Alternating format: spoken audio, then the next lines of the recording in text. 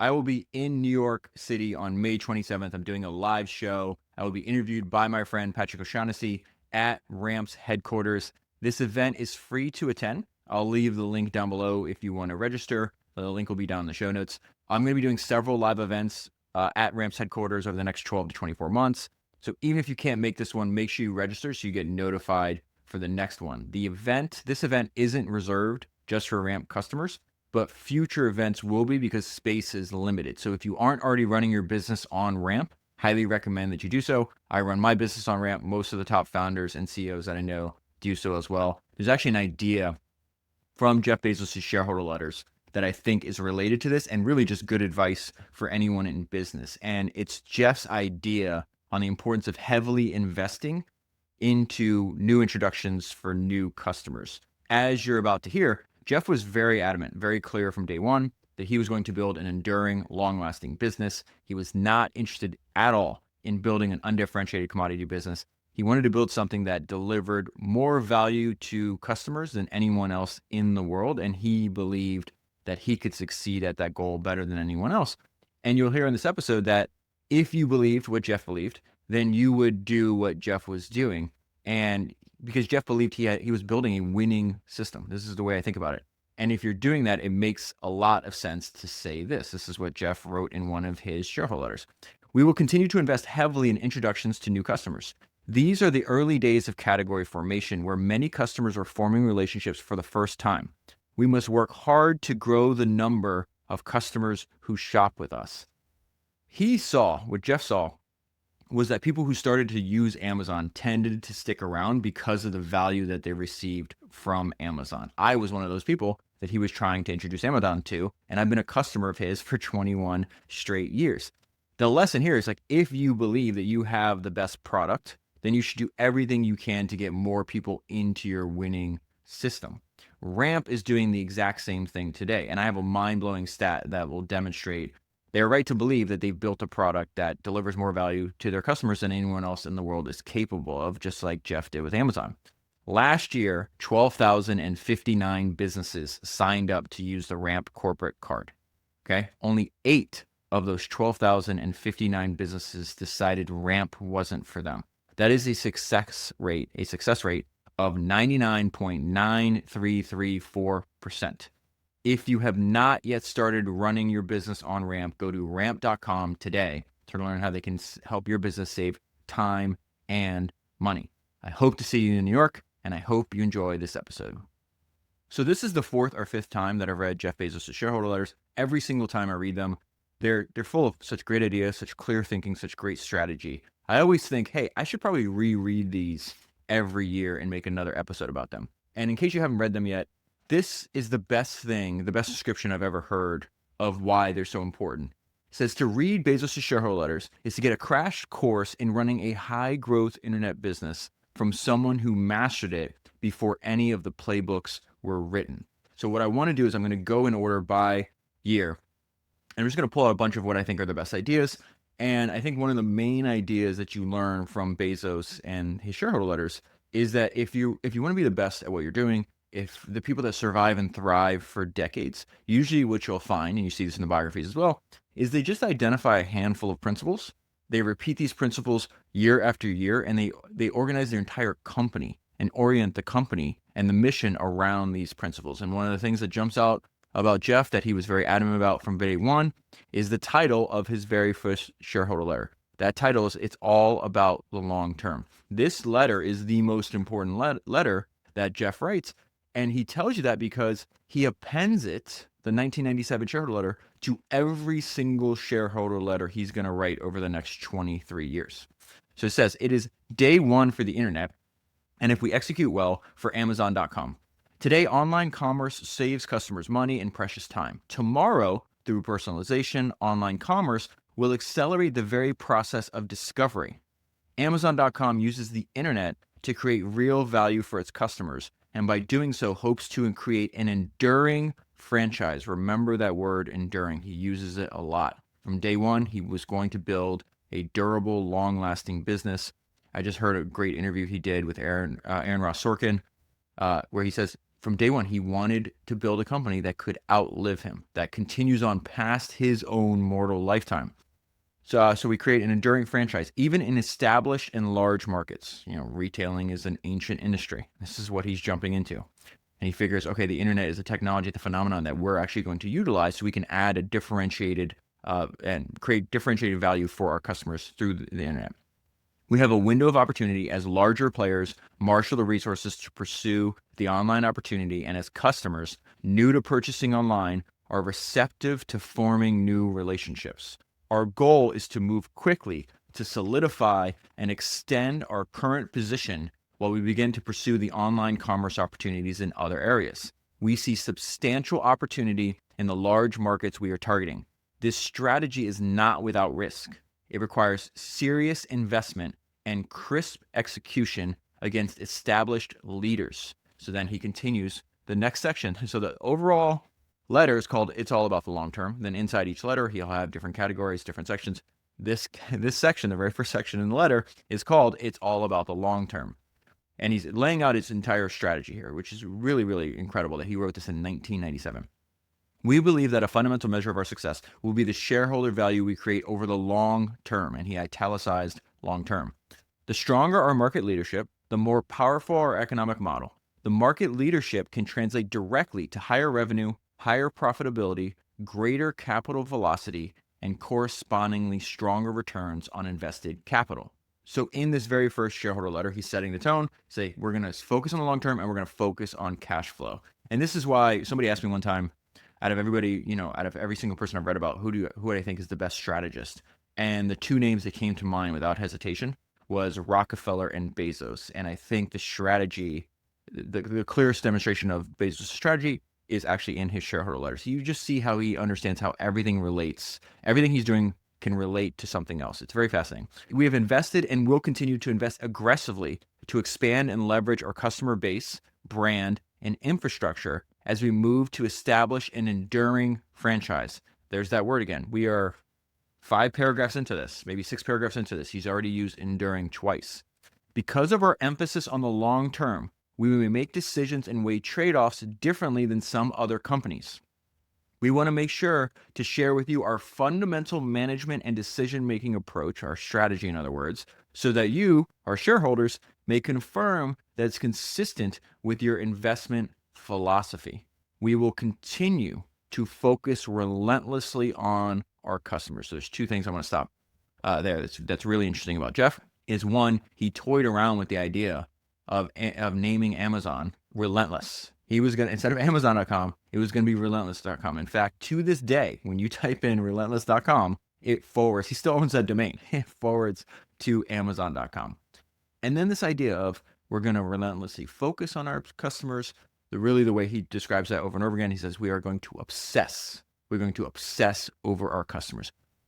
Amazon has, I think, 14 leadership principles that they publish online and they share inside the company. And a friend of mine one time made the observation that I think was pretty astute. They don't really have 14 principles, they have 1. And everything ties back to we are going to obsess over customers. He says this in the shareholder letters. I shared this a few weeks ago when I did that podcast on Akio Morita, founder of Sony. Jeff Bezos studied Akio. If you haven't listened to that episode, you probably should. Steve Jobs studied Akio. Why are all these great entrepreneurs studying this guy? Why are they taking ideas from him? And Jeff said in an interview later on that one of the things that he learned when he studied Akio and that he used to build Amazon is the importance of having a mission bigger than yourself and bigger than your company. And in Akio's case, is like, he's starting a company in Japan in 1846. It's known for cheap, crappy, copycat products. And he's like, we are going to make Japan known for quality. Not Sony. We're going to make Japan known for quality products. And Jeff's version of this is that we are going to build Earth's most customer-centric company.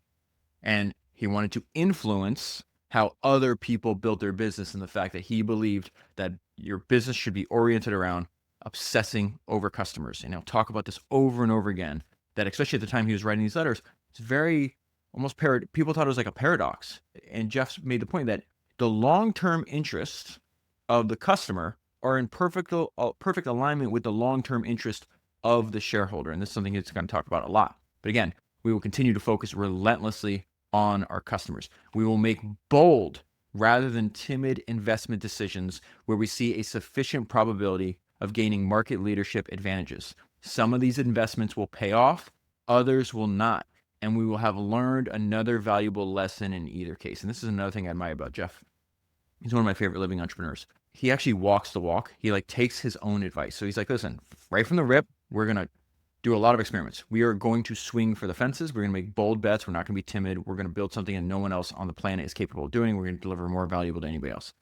He makes this point later on that you have to, if you're willing to make a difference and you want to invent and be a pioneer, which is very important to Jeff. Jeff doesn't describe himself as an entrepreneur. He describes himself as an inventor.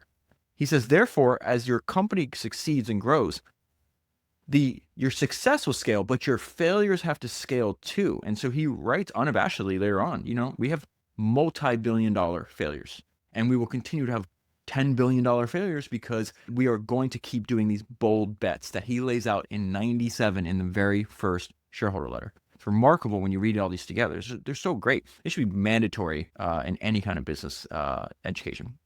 When forced to choose between optimizing the appearance of our GAAP accounting and maximizing the present value of future cash flows, we will take the cash flows. We will work hard to spend wisely and maintain our lean culture. We understand the importance of continually reinforcing a cost-conscious culture. So there's a lot of Sam Walton-esque ideas when you study Bezos. And this is not something that he hid by any means. In fact, he would go around giving copies of Sam Walton's autobiography with his own highlights and annotations to early leaders in Amazon. And that, where it says, we will work hard to spend wisely and maintain our lean culture. We understand the importance of continually reinforcing a cost-conscious culture. Sounds exactly like Sam Walton would say exactly the same thing. We will balance our focus on growth with emphasis on long-term profitability and capital management. At this stage, we choose to prioritize growth because we believe that scale is central to achieving the potential of our business model. I condense that down to a maxim that I've shared with other founders and other companies when I go speak there. Get big fast. This is the part of the strategy that Bezos just understood the advantage. He's like, I have to move and I have to go right now because scale is central to achieving the potential of our business model. He knew it from day one. We aren't so bold as to claim that these ideas are the right investment philosophy, but it's ours. And we would be remiss if we weren't clear in the approach we have taken and will continue to take. Again, it's good. He's attracting the right shareholders, attracting the right employees, attracting the right investors and partners. By just saying, hey, this is what's important to me. This is how I'm going to go about it. If you agree, then come along with this ride. Next section. This is what I mean. Next section is named Obsess Over Customers. It is remarkable as we go through 23 years of this, how many of these ideas he just he repeats them and he talks about how he continuously applies them. And he applies them in many surprising ways, but he identified these principles very, very early. From the beginning, our focus has been on offering our customers compelling value. We realized that the web was and still is the worldwide weight. Therefore, we set out to offer customers something they simply couldn't get any other way and began serving them with books. We brought them much more selection than was possible in a physical store. So if Amazon at this time, when they're just selling books, was able, if you could contain all their inventory in one store, it would be over 6 football fields large. And we presented this inventory in a useful, easy to search and easy to browse format in a store that's open 365 days a year, 24 hours a day. We maintained a dogged focus on improving the shopping experience. We dramatically lowered prices, further increasing customer value. Word of mouth remains the most powerful customer acquisition tool that we have. Now, I do want to point out something else because this is why I'm obsessed with people that survive and thrive and can succeed over multiple decades. I'm not interested in being successful for a year. I'm not interested in being successful for 5 years. I want to keep it forever. And that is unbelievably difficult. The tiniest percentage of businesses are able to do that, tiny percentage of people to do that. This is why you and I get together every week and we study these anomalies. These people are just so unusual. The reason I point this out, right? We went back, hey, to read Bezos' shareholder letters, to get a crash course in running a high growth internet business from someone who mastered it before any of the playbooks were written. The idea that this guy started an internet business in 94 and it's still surviving and thriving and more successful than it's ever been is remarkable. And I need to point it out because even in his first shareholder letter, it's like, hey, we're establishing long-term relationships. There's that word again. We're establishing long-term relationships with many important strategic partners. Guess what? I'm going to list off all these strategic partners. None of them exist anymore. This is so crazy. These strategic partners include America Online, Yahoo. I guess Yahoo kind of exists still. Apollo still owns it, but you get the point. Excite, Netscape, GeoCities, Alta Vista, At Home, and Prodigy, all gone. Amazon still survives. And he sets the tone right away, says this in the first shareholder letter, says it through all these speeches I've heard. This isn't going to be easy. It's not supposed to, if you're trying to do something great and enduring, it's not supposed to be easy. It's to go into it with that expectation. Setting the bar high in our approach to hiring has been and will continue to be the single most important element of Amazon's success. It is not easy to work here. We are working to build something important, something that matters to our customers, something that we can tell our grandchildren about. Such things aren't meant to be easy. This is the magic of studying these stories. You can hear just a single line. You can read an entire book. You can read, 400 pages, and sometimes just a line will hit you. I think about that all the time. This idea where it's like, hey, I want to build, I think that's such a great principle for your life. Try to build something that you can tell your grandkids about, that you can be proud and tell your grandkids, this is how I spent my life. This is what I built. This is what I created. I think it'd be unbelievably satisfying if we can do that. We are still in the early stages of learning how to bring new value to our customers through the internet. We now know vastly more about online commerce than when Amazon was founded, but we still have so much to learn. Though we're optimistic, we must remain vigilant and maintain a sense of urgency. He has another line he says over and over again, step by step, ferociously. He is willing to be patient. He is willing to focus on the long term, but he wants you to take your day-to-day steps ferociously. I love this. Next year, the title of this one is Obsessions. Again, repetition is persuasive. We will see over and over again. He starts all these letters with the same idea. We are working to build a place where tens of millions of customers can come to find and discover anything they might want to buy online. It is truly day one for the internet. And if we execute our business plan well, it remains day one for Amazon. We think the opportunities and risks ahead of us are even greater than those behind us. We will have to make many conscious and deliberate choices, some of which will be bold and unconventional. Hopefully, some will turn out to be winners. Certainly, some will turn out to be mistakes. Said the exact same thing, used a slightly different language, said the exact same thing in the first shareholder letter. Heads down focus on customers have helped us to make substantial progress. We intend to build the world's most customer-centric company. That is the mission, greater than himself, greater than Amazon. But there is no rest for the weary. I constantly remind our employees to be afraid, to wake up every morning terrified, not of our competition, but of our customers. This is another idea that's very similar to what Sam Walton said. Our customers have made our business what it is. They're the ones with whom we have a relationship, and they're the ones to whom we owe a great obligation. And we consider them to be loyal to us right up until the second that someone else offers them a better service. When I read that, I think of what Sam Walton said in his autobiography, that there's only one boss, and that is the customer, and they can fire us anytime they want by spending their money elsewhere. We must be committed to constant improvement, experimentation, and innovation in every initiative. We love to be pioneers. Jeff loves the word pioneers. He uses it over and over again. It's in the DNA of the company, and it's a good thing because we'll need that pioneering spirit to succeed. We're proud of the differentiation we've built through constant innovation and relentless focus on customer experience. It would be impossible to produce results in an environment as dynamic as the internet without extraordinary people. Working to create a little bit of history is not supposed to be easy. Repetition is persuasive, over and over again. And we're finding that things are as they're supposed to be. Setting the bar high in our approach to hiring has been and will continue to be the single most important element of Amazon's success. I feel you and I talk about this every week. It's in almost every book. These people lived at different times. They didn't know each other. They worked in different industries, lived in different parts of the world, yet they still arrived at similar conclusions through trial and error, through experience. And one of the things that they all arrive at is like, hey, talent is you have to work with the smartest, most talented people you possibly can find. Overpay for talent because it's really hard to overpay for talent, right? Yet everybody knows that. Yeah, work with the very best people.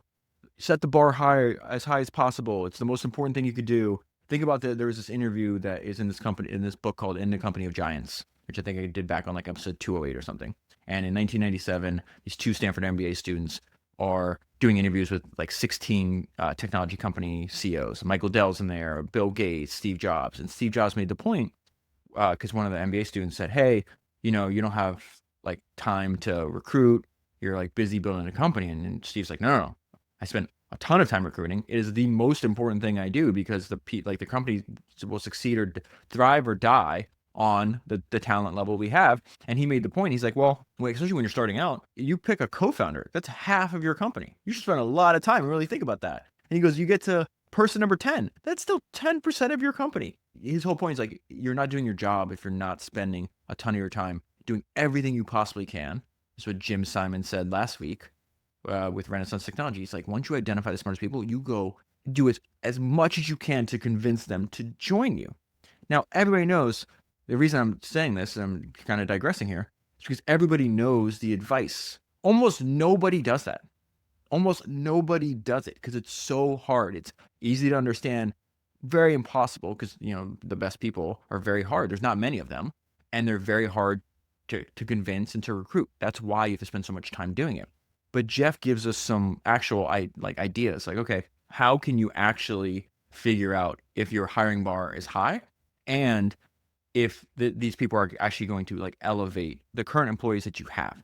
And so he just lays this out. He says, during our hiring meetings, we ask people to consider 3 questions before making a decision. Number 1, will you admire this person? I've always tried hard to work only with people I admire. Life is definitely too short to do otherwise. The second thing he says, will this person raise the average level of effectiveness of the group that they're entering? And he has a very clear way to think about this. We want to fight entropy. The bar has to continuously go up. And the third one is very fascinating.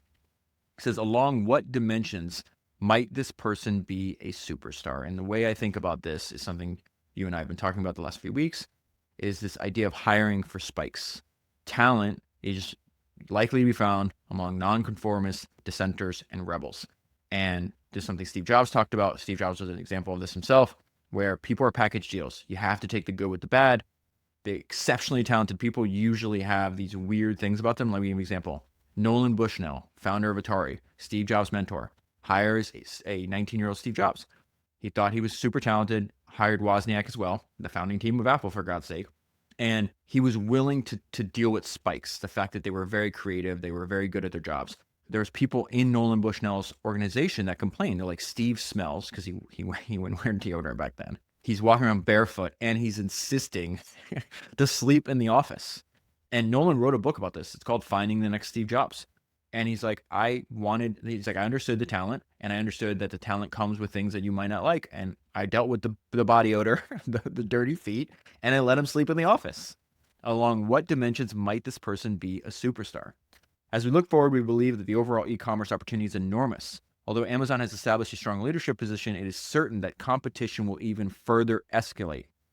We plan to invest aggressively to build the foundation for a multi-billion-dollar revenue company serving tens of millions of customers with operational excellence and high efficiency. So again, more repetition from Jeff there. The most important thing I could say in this letter was said in last year's letter, which detailed our long-term investment approach. Because we have so many new shareholders, we've appended last year's letter immediately after this one. I invite you to please read the section titled, It's All About the Long Term. You might want to read it twice to make sure we're the kind of company you want to be invested in. As it says there, we don't claim it's the right philosophy. We just claim it's ours. Next letter, titled, Building for the Long Term. It says we can be uniquely positioned to serve new customers best and benefit as a result. We will maintain a relentless focus on customers. So then he's going to describe to us how he sees his own company. At a recent event at Stanford, a young woman came to the microphone and asked me a great question. I have 100 shares of Amazon. What do I own? Jeff's answer was, you own a piece of the leading e-commerce platform. We believe that we have reached a tipping point where this platform allows us to launch new e-commerce businesses faster. Notice he says new businesses faster, not new products faster. And what becomes more obvious in time, and I'm led to believe that he understood this earlier than anybody else did from the outside, is really stop and think about this. Amazon is a company that builds other companies. it's very fascinating. In 1999, he's like, okay, we reached a tipping point. This platform allows us to launch new e-commerce businesses faster with a higher quality of customer experience, a lower incremental cost, a higher chance of success, and a faster path to scale and profitability than any other company. Our vision is to use this platform to build, you already know what he's about to say here. He's repeated this how many times? Our vision is to use this platform to build Earth's most customer-centric company. I beg you, if you learn anything from this podcast, from these books, it's quit jumping around and focus. Identify a handful of principles for your life and for your work. And as a leader of the company, don't deviate from them. Repeat them over and over again. It's not even my advice. Just read Jeff Bezos' shareholder letters. It's like glaringly obvious. And the reason I bring this up is because it's obvious in the shareholder letters. It's obvious in the biographies. I don't think it's at all obvious when you look around and you see the behavior of pure entrepreneurs. They're just jumping around from thing to thing. They haven't found their mission yet. They haven't found their life's work. It is obvious, holding this book in my hand and reading these shareholder letters, Jeff found his life's work. He knew. And this is something we'll talk about later on, where he gets great advice from a much older entrepreneur. I think Jim Sinegal, the founder of Costco, is like 2 decades older than Jeff. Meets with Jeff when he's 37 years old. And one of the things that bonded them together, they had all these acquisition offers, both of them. Like, they didn't even consider it for a second. They were building a long-lasting, durable company. Our vision is to use this platform to build Earth's most customer-centric company. As it's probably clear, this platform affords an unusually large-scale opportunity, one that should prove very valuable for both customers and shareholders if we can make the most of it. Despite the many risks and complexities, we are deeply, deeply committed to doing so.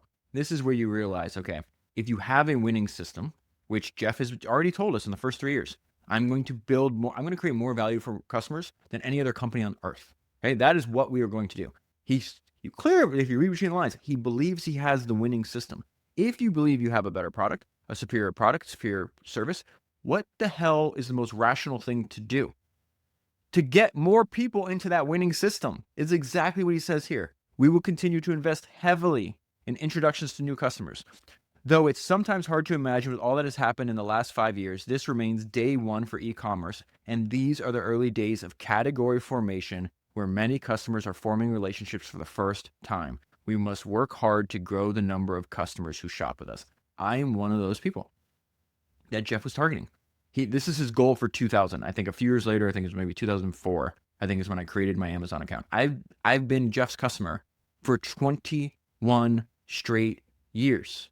What was the value of the ad or the customer experience or however I got introduced into his winning system? What was the value of that?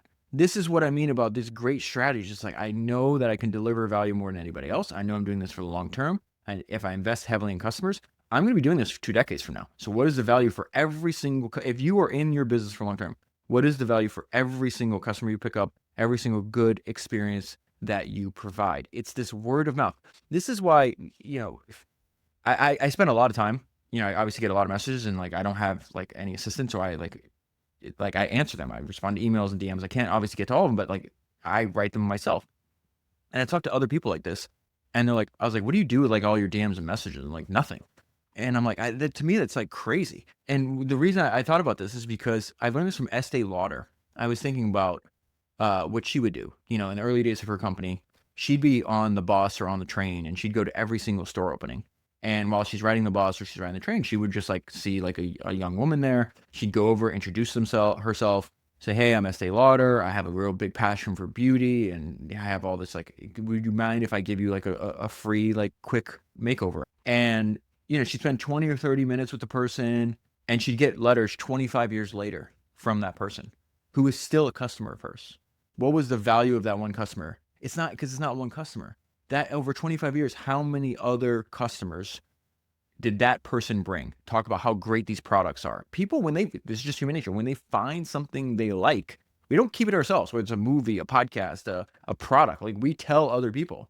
What I realized reading through the lines in her autobiography is like, oh, she's not doing one-on-one. This is like 1 on 1,000. But it only works, to tie this all back to Jeff Bezos, it only works if you're in it for the long term. So when Bezos says in his 99 shareholder letter, hey, a big idea for us next year is we're going to invest heavily into introductions to new customers, because we think we have a winning system here, and these things are going to compound.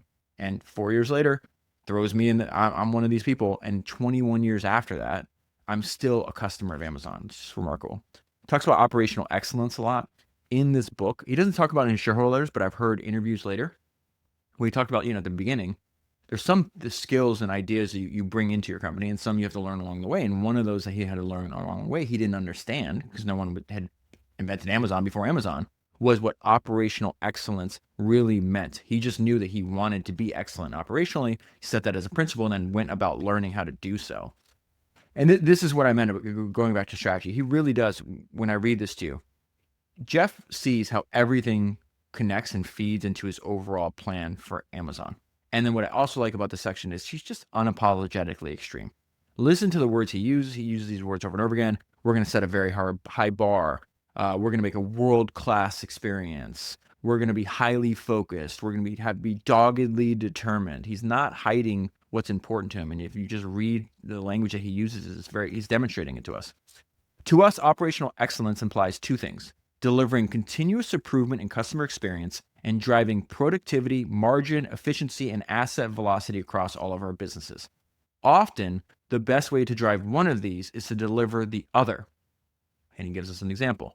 For example, more efficient distribution yields faster delivery times, which in turn lowers contacts per order and customer service costs. These, in turn, improve customer experience and build brand, which in turn decreases customer acquisition and retention costs.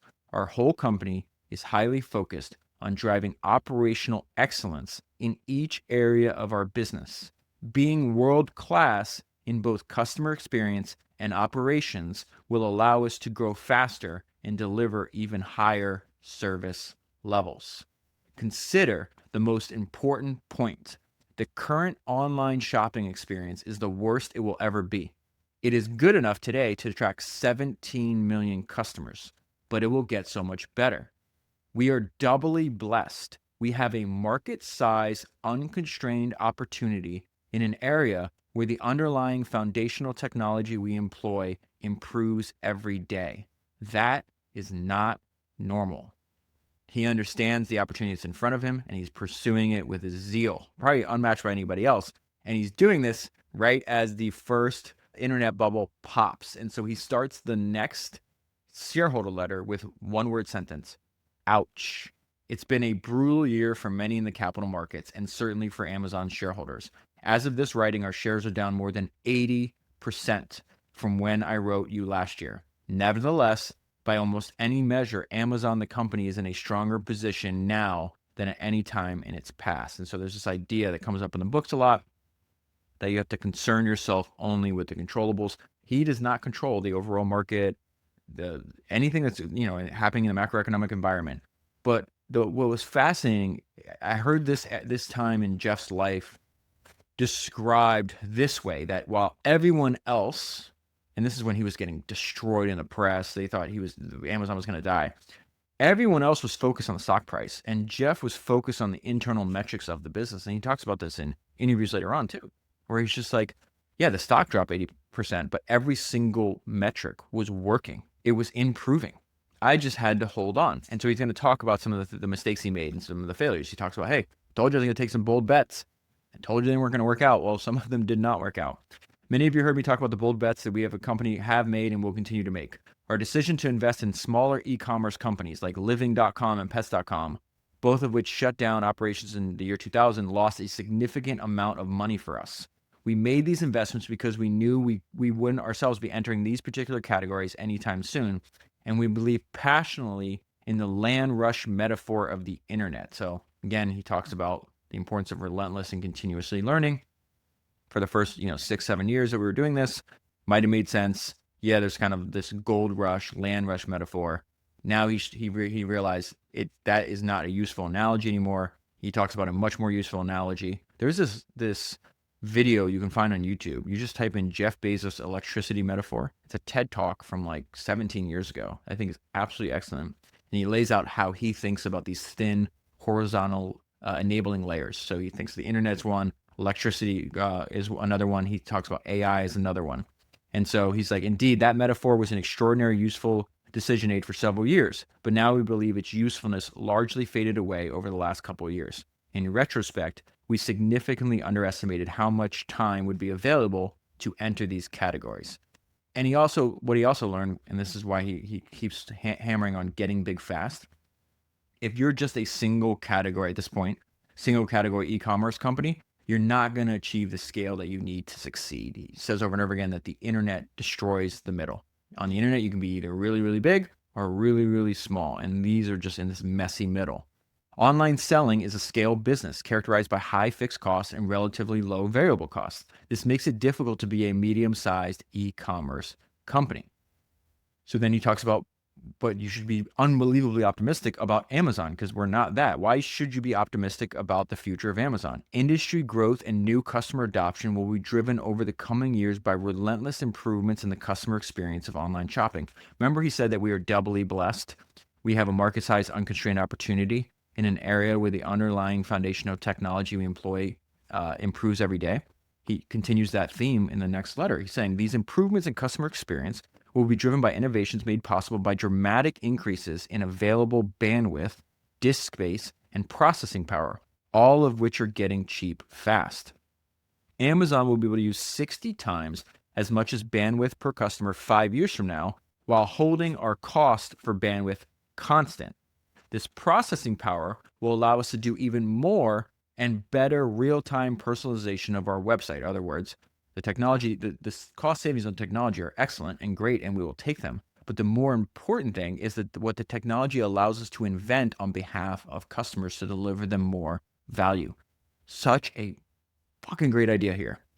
In the physical world, retailers will continue to use technology to reduce costs, but not to transform the customer experience. We too will use technology to reduce costs, but the bigger effect will be using technology to drive adoption and revenue. In other words, create and invent more products that make our customers' lives better. Amazon today is a unique asset. We have the brand, the customer relationships, the technology, the fulfillment infrastructure, the financial strength, the people, and the determination to extend our leadership in this infant industry and to build an important and lasting company. And we will do so by keeping the customer first. Starts the very next shareholder letter saying, focus on cost improvement makes it possible for us to afford lower prices, which drives growth. Growth then spreads fixed costs across more sales, reducing cost per unit, which makes possible more price reductions. Customers like this, and it's good for shareholders. Please expect us to repeat this loop. Jeff says this is the single most important thing, and it is probably what he repeats the most throughout his letters. He says, we stayed relentlessly focused on the customer. Then he has another section in the same letter, obsess over customers. Repetition is persuasive. Until July, Amazon had been primarily built on two pillars of customer experience, selection and convenience. In July, we added a third customer experience pillar, relentlessly lowering prices. So this is really one of the most fascinating things I've come across about, hey, we had two pillars, we're winning on selection and convenience. Now we're going to win on a third, and we're going to make our overall offering even more valuable, and we are going to relentlessly focus on lowering prices. This is the result of Jeff's meeting with Jim Sinegal. Keep in mind, Jeff is 37 years old when this took place, maybe 38, around late 30s. I need to read this entire section to you. So I have my own personal AI, which I've told you before. It's called Sage, and it's just trained very narrowly on just all my notes, all my highlights, and all my transcripts. And I use it to make the podcast all the time and to never forget any of the lessons that I'm learning on the podcast. And I want to point this out because I asked Sage, I go, okay, can you just summarize for me what Jeff Bezos learned from Jim Sinegal? And I think the answer is excellent. And I want to point out to what the hell is he talking about in the shareholder letter. One of the most important lessons came when Bezos visited Sinegal to understand the Costco model. During their meeting, Sinegal explained that Costco's entire business was built around customer loyalty. He taught Bezos that the membership fee was a one-time pain, but the value was reinforced every time customers walk in and see a 47-inch television that's $200 cheaper than any place else. This concept later inspired Amazon Prime. Sinegal emphasized to Bezos that value must always come first, stating, quote, My approach has always been that value trumps everything. He explained how Costco maintained extremely low markups, standardized around 14% markup across the board, okay? Across all products, never wavering from this principle, even when they could charge more. Amazon was not doing that. They were taking advantage of some of the products where they could actually charge more. But Senegal was like, no, Costco doesn't do that because value trumps everything, and long-term customer loyalty is a bedrock, the foundation we're going to build a durable, enduring franchise on. I love how all this connects. Never wavering from this principle, even when they could charge more. The commitment to consistent value impressed Bezos deeply. The impact of this conversation was immediate and profound. The Monday after meeting with Senegal, Bezos opened an S-team meeting, declaring that Amazon's pricing strategy was incoherent. He announced that Amazon should adopt an everyday low price approach, just like Walmart, just like Costco. That July, Amazon cut prices on books, music, and videos by more than 20 to 30%. With Bezos declaring there are two kinds of retailers. There are folks who work hard to figure out how to charge more, and there are companies that work to figure out how to charge less. We are going to be the second, full stop. What is particularly interesting is that Senegal doesn't regret educating an entrepreneur who would later become a competitor. Both men shared similar values. Both have rejected acquisition offers over the years and focused on building for the long term rather than short-term profits. This exchange demonstrates how business ideas can transfer between great entrepreneurs. If you think about that, transferring great ideas for business from one great entrepreneur to another is exactly the reason that founders exist. Exactly what you and I are doing right now. I absolutely love that. Back to Jeff Bezos' shareholder letters. I'll just point out that one of the most important things we've done to improve convenience and experience for customers also happens to be a huge driver of variable cost productivity, eliminating mistakes at their root. Eliminating the root causes of errors saves us money and saves customers time. Our consumer franchise is our most valuable asset, and we will nourish it with innovation and hard work. Skipping ahead, title for another shareholder letter. What is good for customers is good for shareholders. I wonder if this is widely understood now. I think it's obvious. Maybe it's just because of how I spend my days is having one-sided conversations with all these great entrepreneurs. It certainly wasn't obvious at the time because he spends so much time talking about it. So he says, one of our most exciting peculiarities is poorly understood. People see that we're determined to offer both world-leading customer experience and the lowest possible prices. But to some, this dual goal seems like a paradox. So when I'm reading, everything I read or everything I see, I just run it through I don't see it as what it is. I see it how it relates to everything else that we've studied over the last 8 years. And what I realized, this is like Henry Ford. Technically Jeff is writing this in 2002, but I really think this is like Henry Ford, circa 1919. At that point, Ford bought out all his shareholders, owns 100% of one of the most valuable companies in the world. And you could summarize what Henry Ford was doing. He's like, I don't want to make a low quality, cheap product. I want to make a high quality, inexpensive product. Henry Ford had one idea, a single idea. Figure out how to mass produce, which no one knew on the planet how to do, a car for the everyman. That's his word. And you could summarize his entire business philosophy, Henry Ford's entire business philosophy, in 5 words. It was maximum service at minimum costs. Very similar to what Bezos is saying here. And what he's telling us in this letter is if I deliver on this, if I do maximum service for minimum cost, that's better for the customer. And over the long term, it'll create a hell of a lot of shareholder value. So it says, our pricing objective is not to discount a small number of products for a limited period of time, but to offer low prices every day and apply them broadly across our entire product range. This fills my heart with joy. Something I've noticed over and over again is learning is not memorizing information. Learning is changing your behavior. He took that meeting with Jim Sinegal. He's not just let's just have a random coffee and waste each other's time. He's like, oh shit, this wiser, really successful entrepreneur has something to teach me. I'm going to take that information and I'm going to change my behavior. And the very next year, he's writing about the fact that he took the advice and changed his behavior. We're not going to discount a small number of products for a limited period of time. We're going to offer low prices every day and apply them broadly across our entire product range. Is that not that's exactly what Costco did? That's exactly what the advice that he got from Senegal. To illustrate the point, we recently did a price comparison versus a major well-known chain of bookstores. So this well-known chain, it doesn't name it. Sounds like Barnes and Nobles to me though. They publish, here, there's 100 of the best-selling books that we did this year. Jeff's like, great list. Let me take that list. I'm going to see, if I want to buy 100 of those books from you or 100 books on Amazon, what's the difference? And he mentions, hey, it took us 6 hours to go with the list, and we have to visit 2 different stores to buy all 100 books, okay? So not even including the 6 hours of time that would take, probably 30 minutes on Amazon. Those 100 books cost $1,561. We did this on Amazon. They were only $11.95. So we saved our customer 23%, not including all the time. So again, I just love this idea.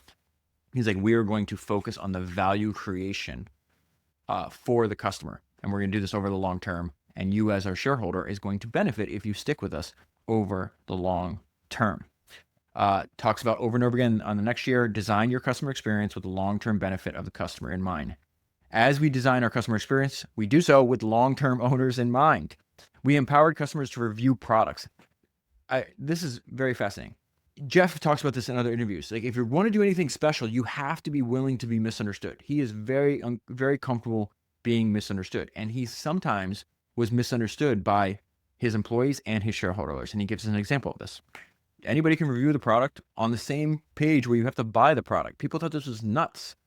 We received complaints from a few vendors basically wondering if we understood our business. You make money when you sell things. Why would you allow negative reviews on your website? Speaking as a focus group of one, I know I've sometimes changed my mind before making purchases on Amazon as a result of a negative or lukewarm customer review. Though negative reviews cost us sales in the short term, helping customers make better purchase decisions ultimately pays off for the company in the long term. And then a few letters later, this part is incredible. It is likely, I think, is my favorite part of this, everything he says. I think this is really, really good. See, it's on the need for good judgment and why data may lead you to make the wrong decision. He says, not all of our important decisions can be made in a math-based way. Sometimes we have little or no historical data to guide us, and proactive experimentation is impossible. The prime ingredient in these decisions is judgment. As you already know, we have made a decision to continuously and significantly lower prices for customers year after year as our efficiency and scale make it possible.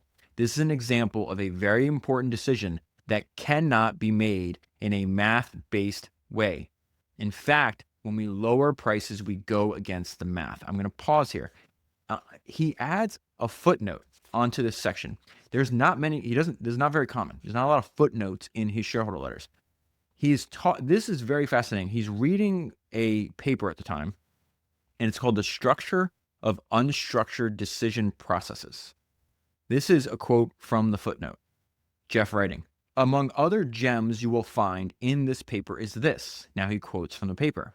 Excessive attention by management scientists to operating decisions may well cause organizations to pursue inappropriate courses of action more efficiently.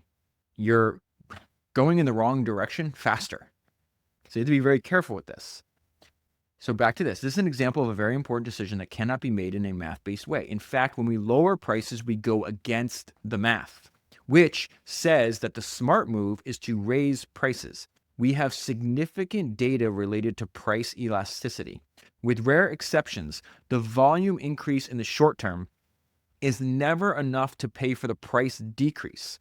However, this is the most important part of what I think is the most important section. I absolutely love this. However, our quantitative understanding of elasticity is short term. We can estimate what a price reduction will do this week and this quarter, but we cannot numerically estimate the effect that consistently lower prices will have on our business over 5 or 10 years or more.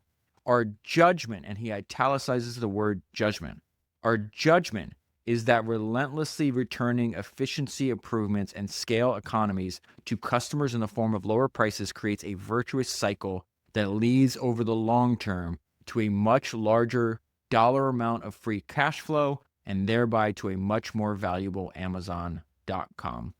Math-based decisions command wide agreement. Judgment-based decisions are rightly debated and often controversial. We will start with the customer and work backward. In our judgment, This is the best way to create shareholder value.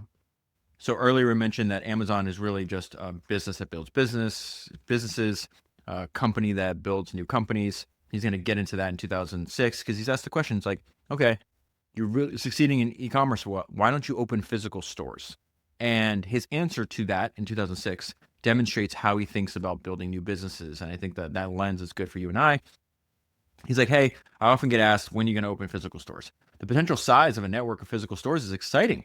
Physical world retailing is cagey and ancient, but it's already well served. And we don't have any ideas for how to build a physical world store experience that's meaningfully differentiated for customers. Again, he has no interest in building an undifferentiated commodity business.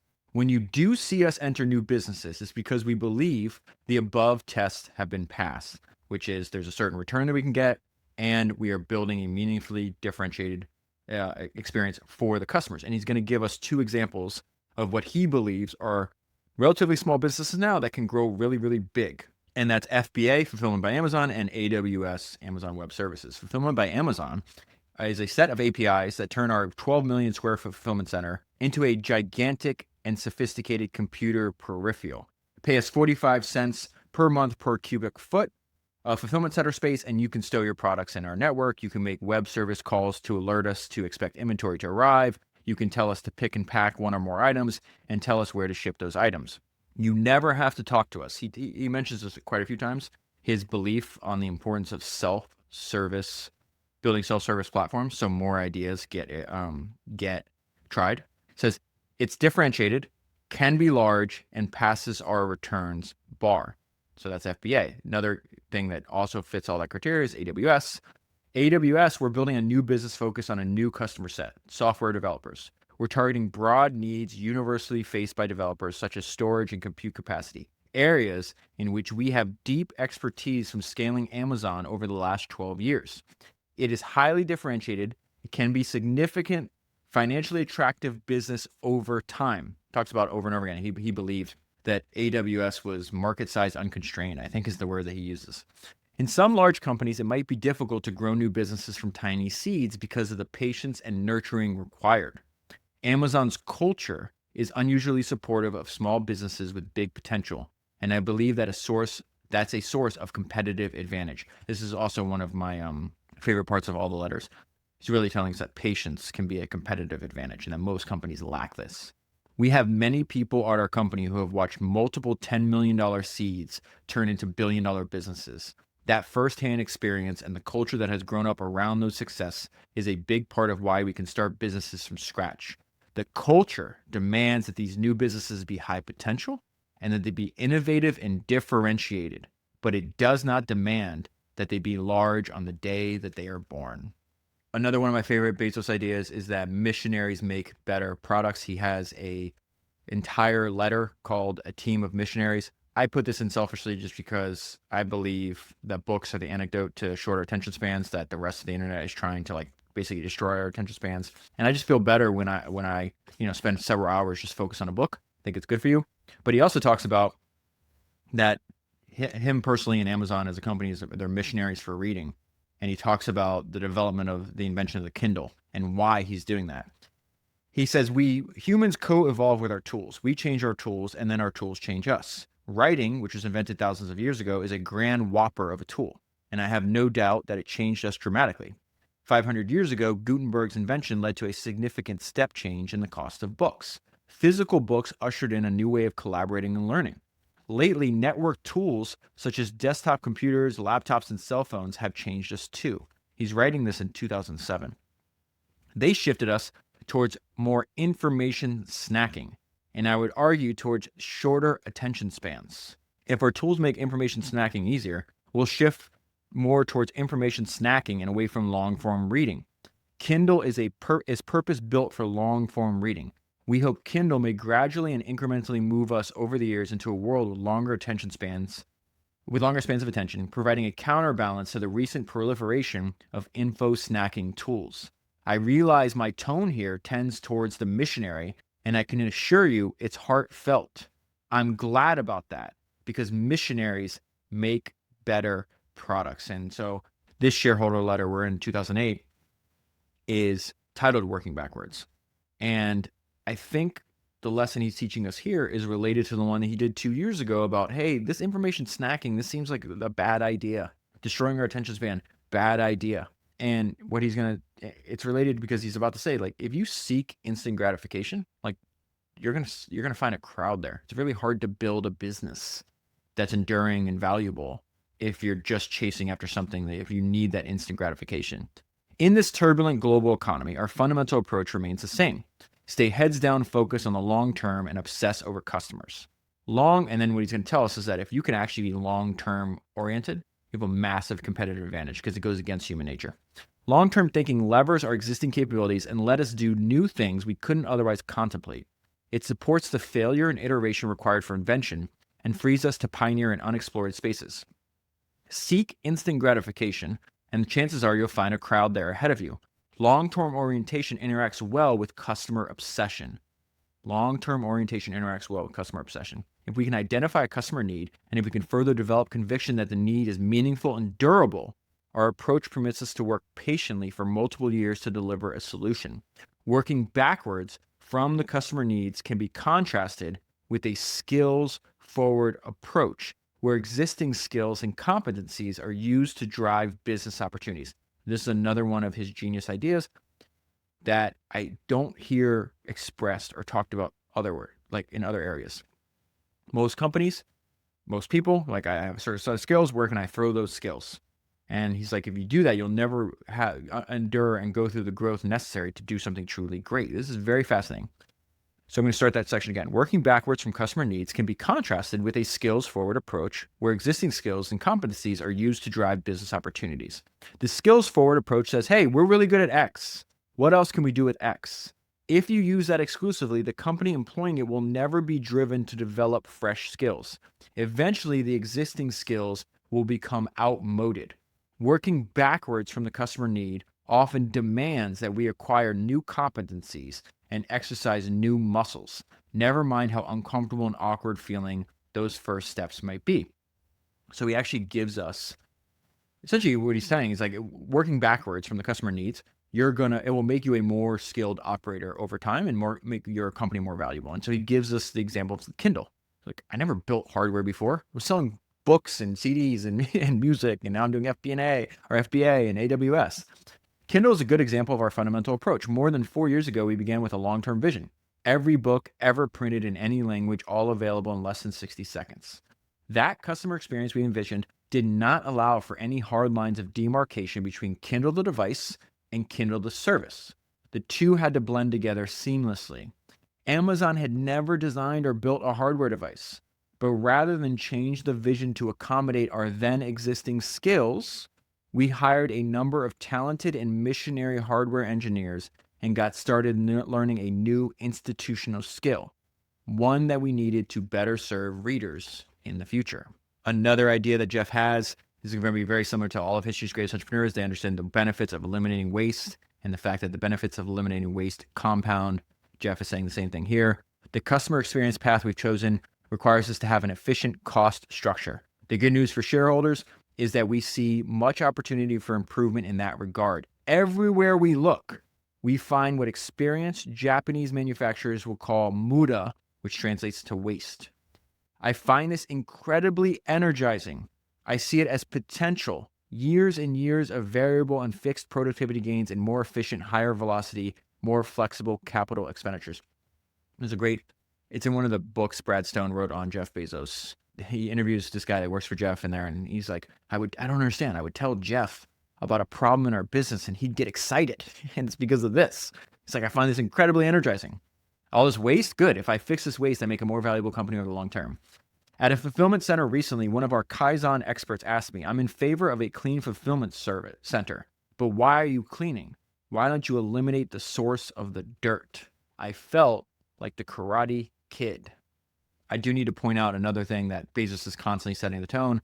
Amazon is going to invent. We are going to lead. We are not going to follow. We are going to continuously experiment, and we're going to be bold. This is what I mentioned earlier. Bezos considers himself an inventor. Many of the problems we have faced have no textbook solutions, so we happily invent new approaches. All of the effort that we put into technology might not matter that much if we kept technology off to the side in some sort of R&D department, but we do not take that approach. Technology infuses all of our teams, all of our processes, all of our decision-making, and our approach to innovation in each of our businesses. It is deeply integrated into everything that we do. Invention is in our DNA, and technology is the fundamental tool we wield to evolve and improve every aspect of the experience we provide customers. I mentioned earlier that Jeff favors these self-service platforms. This is him explicitly stating why. I am emphasizing the self-service nature of these platforms because it's important for a reason I think is somewhat non-obvious.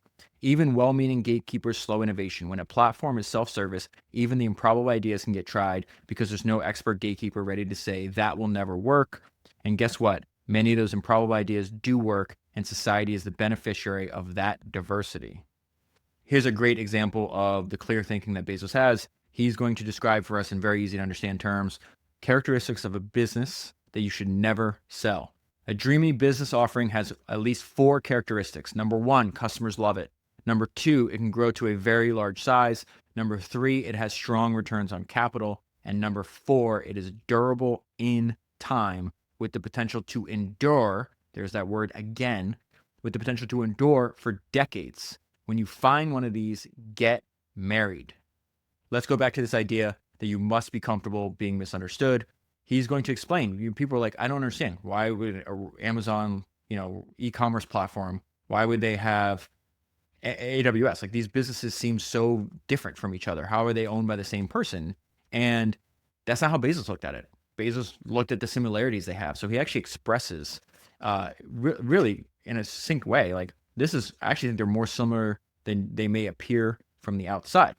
There is a connection between these two businesses. They share a distinctive organizational culture that cares deeply about and acts with conviction on a small number of principles.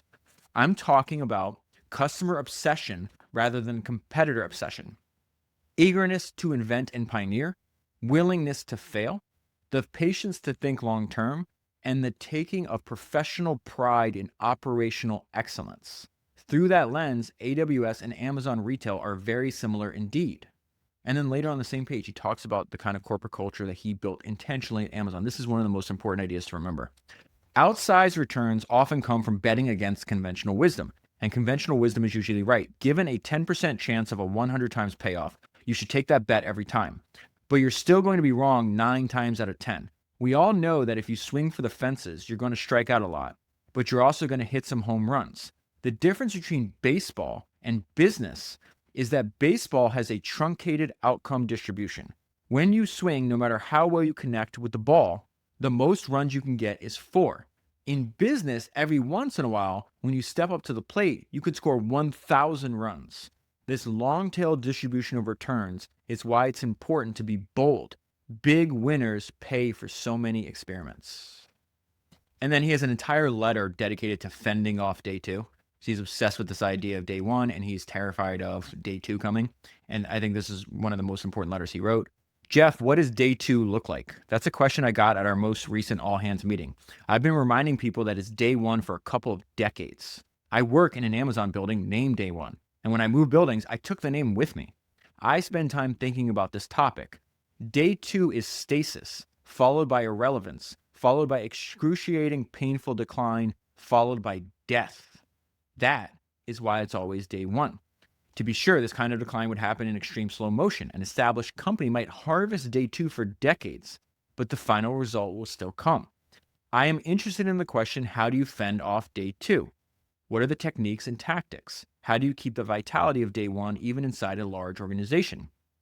Such a question can't have a simple answer. There will be many elements, multiple paths, and multiple traps, but I don't know the whole answer. I know many bits of it. Here's a starter pack of essentials for day 1 defense. So he lists a few of these tactics and principles. Number 1, customer obsession. We've already covered that. I think you get that by now, right? Number 2, a skeptical view of proxies. Number 3, the eager adoption of external trends. And number 4, high velocity decision-making. I'm going to skip right to number 2. Resist proxies. As companies get larger and more complex, there's a tendency to manage to proxies. This comes in many shapes and sizes, and it's dangerous, subtle, and very day 2.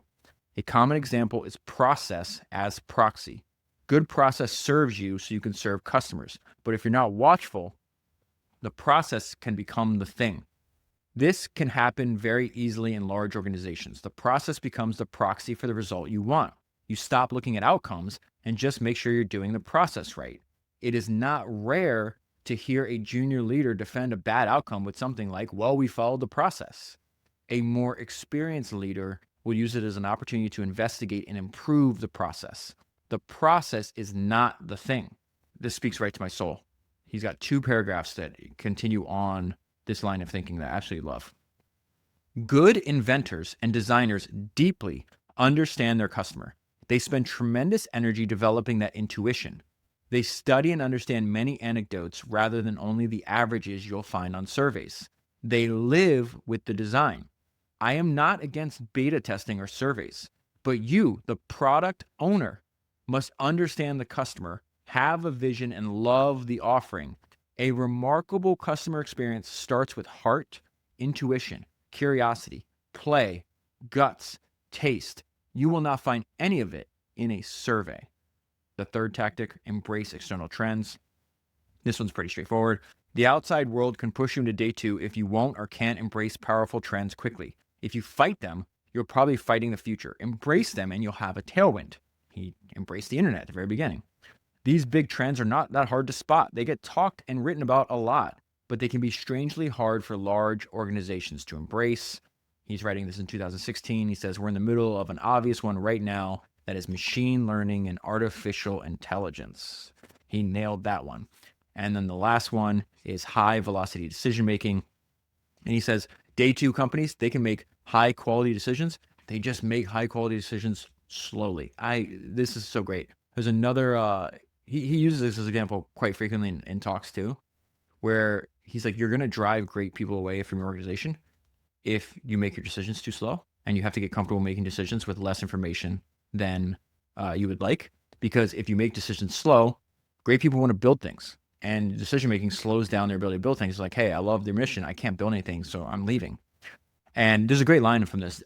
D. Hawk, the founder of Visa, actually said something where he says, making good judgments and acting wisely when one has complete data, facts, and information is not leadership. It's not even management. It's bookkeeping. And so Jeff's going to say something very similar here. Amazon is determined to keep our decision-making velocity high. Speed matters in business.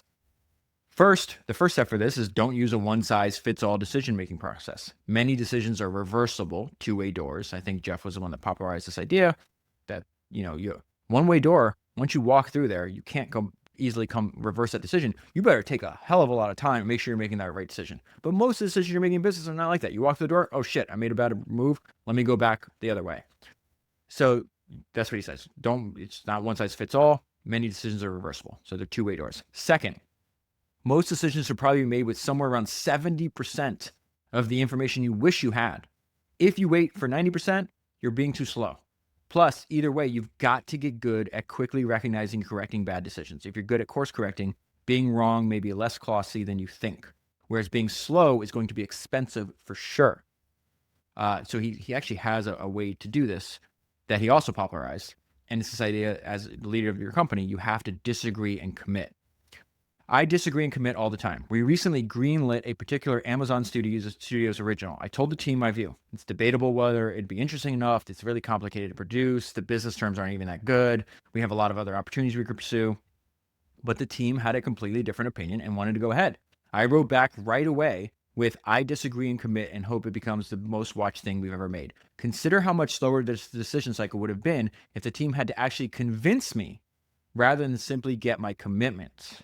So if you disagree and commit, you can actually make decisions faster and build faster. He's got another great idea here. The idea that high standards are contagious and how you can fix the inability to adhere to high standards with just teaching scope. I don't know if I've heard anybody else describe this idea this way, so I think it's very fascinating. I believe high standards are teachable. People are pretty good at learning high standards simply through exposure. High standards are contagious. If you bring a new person onto a high standards team, they'll quickly adapt. The opposite is also true. I believe high standards are domain specific, and that you have to learn high standards separately in every arena of interest. Understanding this point is important because it keeps you humble. You can consider yourself a person of high standards in general and still have debilitating blind spots. There can be whole arenas of endeavor where you may not even know that your standards are low or non existent and certainly not world class. It is critical to be open to that likelihood. And he's got a funny way to teach this story where he says a close friend of his wanted to learn how to do a perfect handstand. That's no assistance. You can't lean against the wall. You're just a handstand in the middle of the room. No assistance at all. You can do it for a long period of time.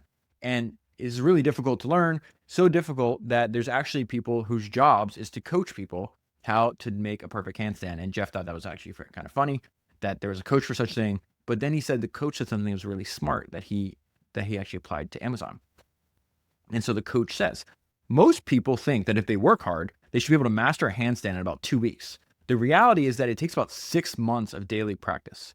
If you think you should be able to do it in 2 weeks, you're just going to end up quitting. This is now Jeff interpreting this. This is really, really smart. Unrealistic beliefs on scope, they're often hidden and undiscussed, kill high standards. And so he gives this example. Everybody knows at Amazon, we don't do PowerPoints. You're going to write a 6-page narrative. We're going to read the 6-page memo before the meeting, and then we're going to talk about it. And what he realized, like, there's huge variance in the quality of all these memos inside of Amazon. He's like, well, why is this happening? And he realizes, we have I failed to do a good job teaching that memos take an unbelievably long time. You cannot do it in a day. You cannot do it in a few hours. These people had unrealistic beliefs on scope, and I have to teach them this. When a memo isn't great, it's not the writer's inability to recognize a high standard, but instead a wrong expectation on scope. They mistakenly believe a high standard 6-page memo can be written in 1 or 2 days or even a few hours, when in reality it might take a week or more. They're trying to perfect a handstand in just 2 weeks, and we're not coaching them right. The great memos are written and rewritten, shared with colleagues who are asked to improve the work, set aside for a couple of days, and then edited again with a fresh mind. They simply cannot be done in a day or two. The key point here is that you can improve results through the simple act of teaching scope, that a great memo should probably take a week or more. Another great idea from Bezos, in fact, one of his most important ideas. So you can read, I guess I should tell you, I'm working off a book called Invent and Wander, the collected writings of Jeff Bezos. Highly recommend buying the book. It's excellent. Contains all of his shareholder letters except the last one, and then transcripts for some of his most important speeches. You can read the shareholder letters in here, or you can read them, obviously, they're available online for free. But it's important because they name the book Invent and Wander, and he talks about the importance of wandering over and over again throughout his career. And he's going to tell why this is actually such a powerful thing. It can lead you to these huge breakthroughs, these nonlinear returns. Sometimes, often actually in business, you do know where you're going. And when you do, you can be efficient. Put in place a plan and execute it. In contrast, wandering in business is not efficient, but it's also not random. It's guided by hunch, gut, intuition, curiosity, empowered by a deep conviction that the prize for customers is big enough that it's worth being a little messy and tangential to find our way there. Wandering is an essential counterbalance to efficiency. You need to employ both. The outsized discoveries, the nonlinear ones, are highly likely to require wandering.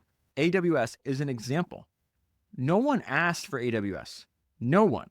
Turns out the world was in fact ready and hungry for an offering like AWS, but didn't know it. We had a hunch, followed our curiosity, took the necessary financial risks, and began building, reworking, experimenting, and iterating countless times as we proceeded. And then finally, we got to the part where I mentioned earlier, the fact that he believes that your failures need to scale too. This is where you see that Jeff really practiced what he preached. As the company grows, everything needs to scale, including the size of our failed experiments. If the size of your failures isn't growing, you're not going to be inventing at a size that can actually move the needle. Amazon will be experimenting at the right scale for a company of our size if we occasionally have multi-billion-dollar failures. This kind of large-scale risk-taking is part of the service we as a large company can provide to our customers and to society. The good news for shareholders is that a single big winning bet can more than cover the cost of many losers. Development of the Fire Phone and Echo was started around the same time. While the Fire Phone was a failure, we were able to take our learnings and accelerate our efforts building Echo and Alexa. No customer was asking for Echo. This was definitely us wandering. Market research did not help. If you had gone to a customer in 2013 and said, would you like a black, always on cylinder in your kitchen about the size of a Pringles can that you can talk to and ask questions, can turn on your lights and play music? I guarantee you they would have looked at us strangely and said, no, thank you. And his point about that is, since then, Amazon, I think the last number I saw, Amazon sold something like 500 million devices, Echo and Alexa powered devices so far. And then he ends his last shareholder letter with, I think, some of the most important advice that he's given us and taught us really over the last 23 years. And it's that differentiation is survival and the universe wants you to be typical. Do not let it. So he says, this is my last annual shareholder letter as CEO of Amazon, and I have one last thing of utmost importance I feel compelled to teach. And so he is going to actually draw an analogy with this excerpt from this book called The Blind Watchmaker. Since he included the entire excerpt here, it's about a paragraph. I want to read the whole excerpt to you because then it'll make sense of why he's talking about and how he relates this to the fact that you need to embrace your distinctiveness and that your environment will try to smooth out your edges and you absolutely cannot let that happen. So let me read this excerpt from The Blind Watchmaker. Staving off death is a thing that you have to work at. Left to itself, the body tends to revert to a state of equilibrium with its environment. If you measure some quantity such as temperature in a living body, you will typically find it is markedly different from the corresponding measure in its surroundings. Our bodies are usually hotter than our surroundings, and in cold climates, they have to work hard to maintain that differential. When we die, the work stops. Not all animals work so hard to avoid coming into equilibrium with their surrounding temperature, but all animals do some comparable work. For instance, in a dry country, animals and plants work to maintain the fluid content of their cells, work against a natural tendency for water to flow from them into the dry outside world. If they fail, they die. And so then Jeff says, while this passage is not intended as a metaphor, it's nevertheless a fantastic one and very relevant to Amazon. In what ways does the world pull at you and attempt to make you normal? How much work does it take for you to maintain your distinctiveness, to keep alive the things that make you special? We all know that distinctiveness, also known as originality, is valuable. We are taught to be yourself. What I'm really asking you to do is to embrace and be realistic about how much energy it takes to maintain that distinctiveness. The world wants you to be typical in 1,000 ways. It pulls at you. Don't let it happen. You have to pay a price for your distinctiveness, and it's worth it. The fairy tale version of be yourself is that all the pain stops as soon as you allow your distinctiveness to shine. That version is misleading. Being yourself is worth it, but don't expect it to be easy or free. You'll have to put energy into it continuously. To all of you, and he just ends with excellent advice, to all of you, be kind, be original, create more than you consume, and never, never, never let the universe smooth you into your surroundings. It remains day one. And that is where I'll leave it. I hope you now see why I think these shareholder letters are truly, truly special, why I should read them every year, hopefully read them every year, make a new episode on them every year. They serve as great reminders. You can read the shareholder letters for free online. I'll leave the link down below if you want to read them there. If you want to get this book that I worked out of, I think it's highly recommend it. I will leave a link down below for the book. And if you buy the book using that link, you'll be supporting the podcast at the same time. I mentioned earlier that I have my own AI assistant that is trained on all my notes, my highlights, my transcripts. If you want to get access to the same exact tool that I use, that's available at foundersnotes.com. It's a way really to never forget any of the lessons that we learned on the podcast. I think it's an incredible, valuable tool if you want to use it to enhance the decision-making inside of your company and using basically all of the collective knowledge of History's Greatest Entrepreneurs to do so. You can do that at foundersnotes.com. I'd also highly recommend that you join my personal email newsletter. It is free. It is at davidsenra.com. I email the top 10 highlights for every single book that I read. And you can also go to davidsenra.com. I think you can read through like 170. I think of the top 10 highlights for like 170 books that I've read so far. It's at davidsenra.com. That is 388 books down, 1,000 to go. Thank you very much for your support. Thank you very much for listening, and I'll talk to you again soon.